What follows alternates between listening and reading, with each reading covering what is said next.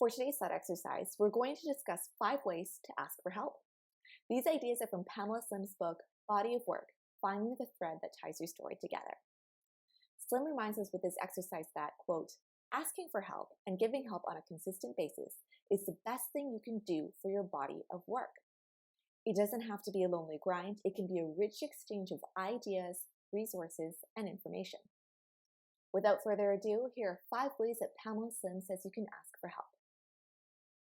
First, describe what you need help with in clear language. Second, send a tweet. Third, use LinkedIn Answers. Now, this doesn't exist anymore. Slim's book was written in 2013. Nevertheless, you can just try asking on LinkedIn, which is literally a community of professional experts. Fourth, we have attend free calls and webinars.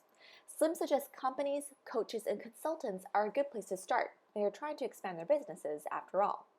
I personally have also noticed that businesses like bookstores and schools or community colleges often offer free program on occasion.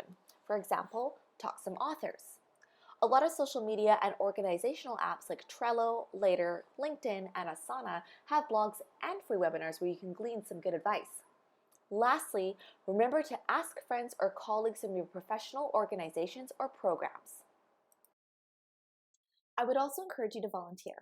If you volunteer for a cause you care about, you'll meet like-minded individuals who you can collaborate and discuss your ideas with.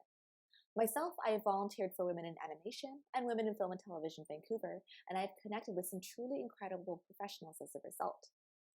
The only caveat I would say for Slim's list is that if you're an animation like me, make sure you read your NDA thoroughly before you ask your question.